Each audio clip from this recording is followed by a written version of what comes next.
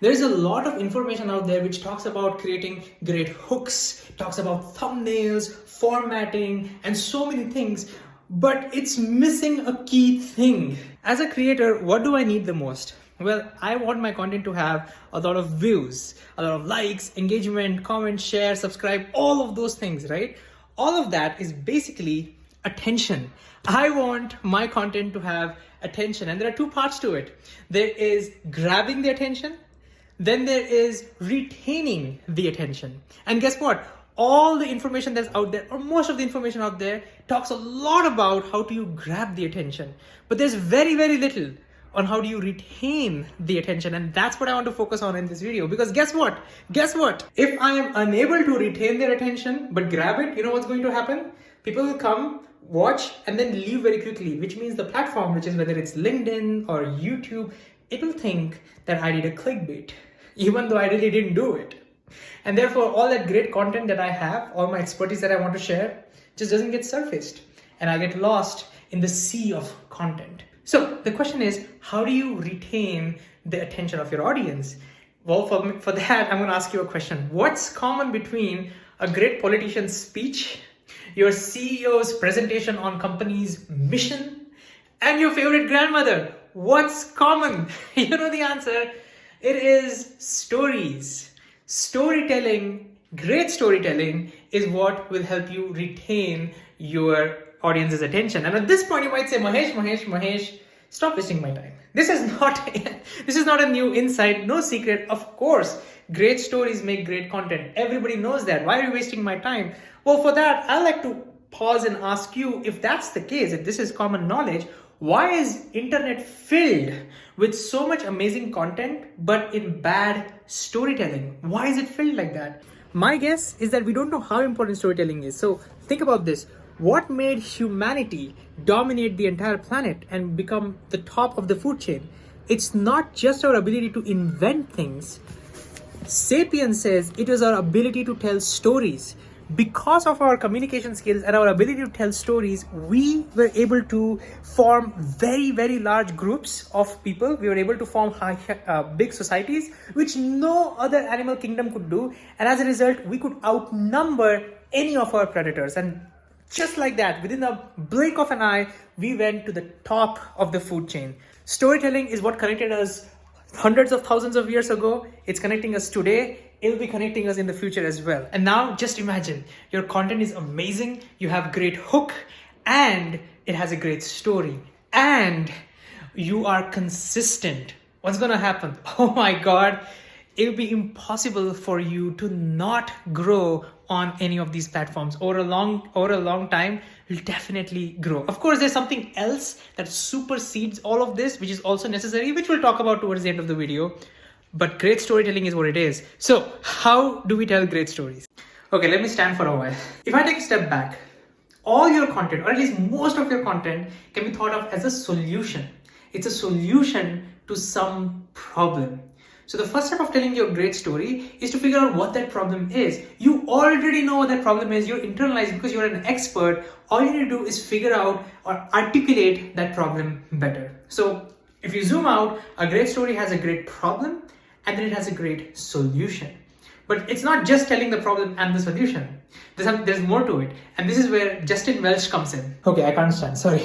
After telling a problem, he says, don't just tell the solution, agitate the problem. It's kind of like you put a knife in somebody's stomach and then now you grind it in.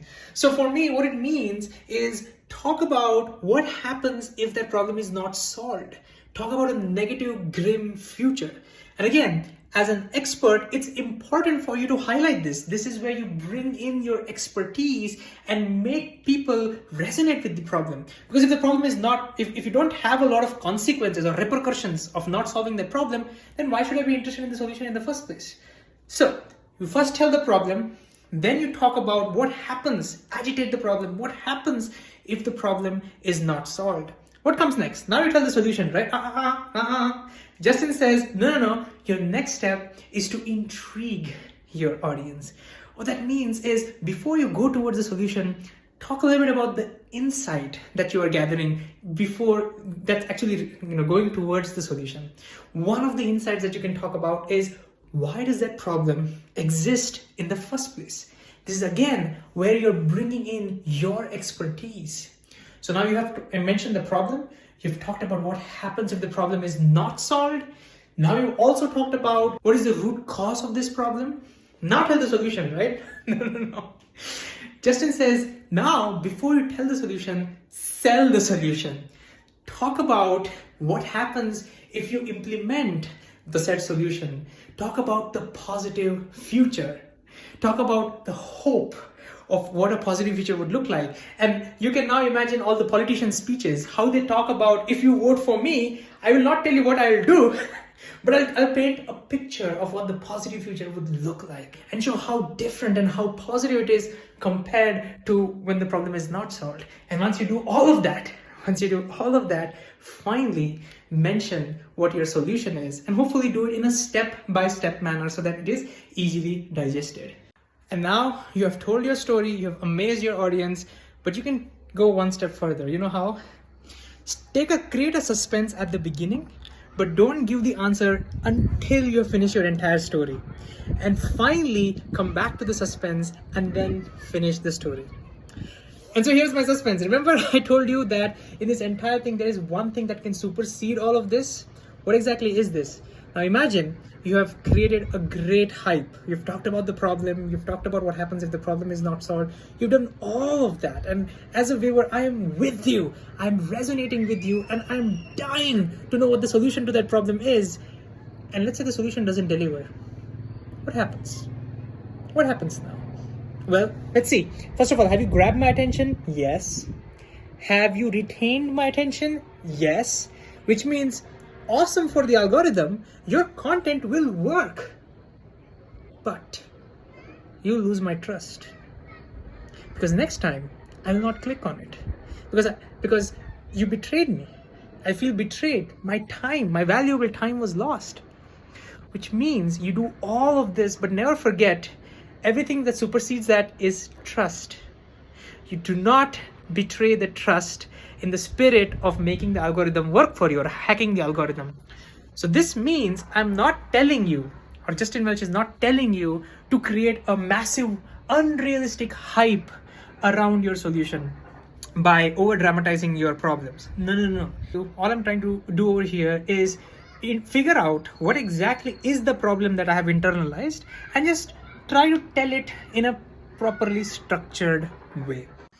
So to quickly summarize, start with the problem, agitate the problem, talk about what happens if the problem is not solved, intrigue your audience, give some insights, tell them what the root cause of the problem is, then talk about what the positive future looks like if that problem is solved, and then finally give a stepwise solution. And remember, trust, so do not over dramatize it.